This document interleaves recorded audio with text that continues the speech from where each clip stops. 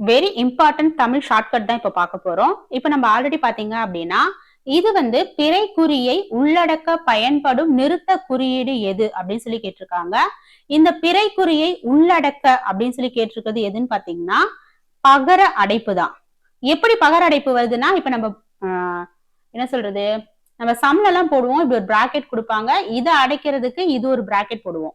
இது வந்து square bracket, இது வந்து பாத்தீங்க அப்படின்னா ஓபன் அண்ட் க்ளோஸ் பிராக்கெட். ஆமா தானே, இது ஓபன் அண்ட் க்ளோஸ் பிராக்கெட், இது வந்து பாத்தீங்க அப்படின்னா ஸ்கொயர் பிராக்கெட். அப்போ பிறைக்குறியை உள்ளடக்க பயன்படும் நிறுத்த குறியீடு தான் பகர அடைப்பு. இத பகர அடைப்பு கேட்டிருக்காங்க. இப்ப இதே போல ஒவ்வொரு நிறுத்தற் குறிக்கும் ஒவ்வொரு பெயர் இருக்கு. அது குறித்து தான் நாம இந்த வீடியோல ஃபுல்லாவே பார்க்க போறோம். இப்ப நம்ம பகர அடைப்பு பார்த்துட்டோம், பிறை குறி ரெண்டுமே நமக்கு தெரியும். அடுத்து வந்து காற்புள்ளி அப்படின்னா நமக்கு தெரியும், கமா இப்படி போடுவோம், கமா. இதுலயே அரை புள்ளி செமிகோலன் அப்படின்னா இந்த கமாவுல பாத்தீங்க அப்படின்னா பாதி இந்த புள்ளி மாதிரி வரும் தானே, இந்த மேல இருக்கிற பகுதியை தான் அரை புள்ளி அப்படின்னு சொல்லி சொல்றோம், செமிகோலன். முக்கார் புள்ளி அப்படிங்கிறது பாத்தீங்கன்னா இப்படி வருது. அடுத்து முற்றுப்புள்ளி நமக்கு தெரியும், ஃபுல் ஸ்டாப்.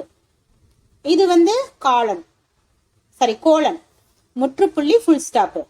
வினா குறி நமக்கு தெரியும், கொஸ்டின் மார்க். அடுத்து உணர்ச்சி குறி. இதை நம்ம வந்து முன்னாடி என்ன சொல்லிட்டு இருந்தோம்னு பாத்தீங்கன்னா வியப்பு குறி அப்படின்னு சொல்லிட்டு இருந்தோம். ஆனா அது அப்படி சொல்லக்கூடாதாமா, உணர்ச்சி குறி அப்படின்னு தான் சொல்லணுமாமா. ஆச்சரிய குறி சொல்லுவோம் தானே, அதை வந்து நம்ம உணர்ச்சி குறின்னு தான் சொல்லணுமாமா. நம்ம ஆச்சரிய குறின்னு கூட சொல்லுவோம், இதை அப்படி சொல்லக்கூடாதாமாமா. அடுத்து பாத்தீங்க அப்படின்னா இரட்டை மேற்கோள் குறி. இரட்டை மேற்கோள் குறி பாருங்க, இது இரட்டை மேற்கோள் குறி. ஒற்றை மேற்கோள் குறினா இங்க ரெட்டை இருக்கு, அது போல ஒத்த கமா மாதிரி இப்படி கீழே இருந்து இப்படி வரும், அப்புறம் மேல இருந்து இப்படி வரும். நம்ம எழுதும் போது எனக்கு சரியா எழுத வரல, ஆனா நீங்க புக்ல அந்த வீடியோல ஸ்கிரீன்ல பாத்தீங்கன்னாவே உங்களுக்கு அது கரெக்டா தெரியும். ஒற்றை மேற்கோள் குறி, இரட்டை மேற்கோள் குறி. தொடர் விடுநிலை குறி. இந்த தொடர் விடுநிலை குறியில பாருங்க என்ன இருக்கு அப்படின்னா 3 புள்ளி இருக்கு, சரிங்களா. ஃபர்ஸ்ட் இப்படி ஒரு புள்ளி, அடுத்து வந்து திரும்ப ஒரு 3 புள்ளி. இது வந்து பாருங்க தொடர்ந்து வருது, சரிங்களா. இரட்டை மேற்கோள்னா ரெட்டை ரெட்டையா இருக்கும் அப்படின்னு ஞாபகம் வச்சுக்கோங்க. ஒற்றைனா ஒத்தையா இருக்கும், மேலேயும் ஒரு கமா இருக்கும், கீழேயும் ஒரு கமா தலைகீழ இருக்கும். அடுத்தது தொடர் 3 தொடர்ந்து போகுது, அப்போ இது தொடர் விடுநிலை குறி.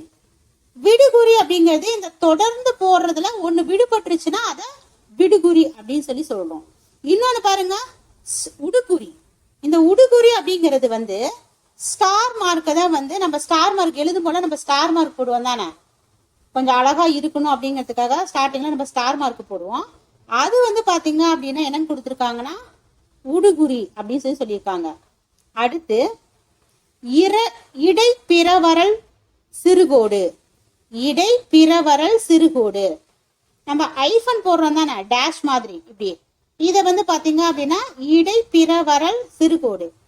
சின்னதா இடையில போடுவோம் அப்படின்னு ஞாபகம் வச்சுக்கோங்க. ஒரு சிறிய கோடு இடையில போடுவோம், ஒரு சில வார்த்தைகளுக்கு நடுவுல நம்ம போடுவோம், இடையில ஒரு கோடு போடுவோம், ஒரு சிறு கோடு போடுவோம். அதுதான் இது. நம்ம பிறை குறி பார்த்துட்டோம், பகர அடைப்பு பார்த்துட்டோம். இலக்கிய பள்ளி அப்படின்னா இது வந்து இலக்கிய பள்ளி, சரிங்களா. இது ரொம்ப ரொம்ப இம்பார்ட்டன்ட். இதை வந்து திரும்ப திரும்ப நீங்க வந்து கண்ணில் பார்த்துக்கிட்டே சும்மா ஃப்ரெண்ட்ஸுங்களோட பேசிட்டு இருக்கும் போது நீங்க ஒருத்தருக்கு ஒருத்தர் மாத்தி மாத்தி கொஸ்டின் மாதிரி கேட்டுட்டீங்கன்னா எப்பவுமே மறக்காது. அடுத்த ஷார்ட்கட்ல பார்க்கலாம்.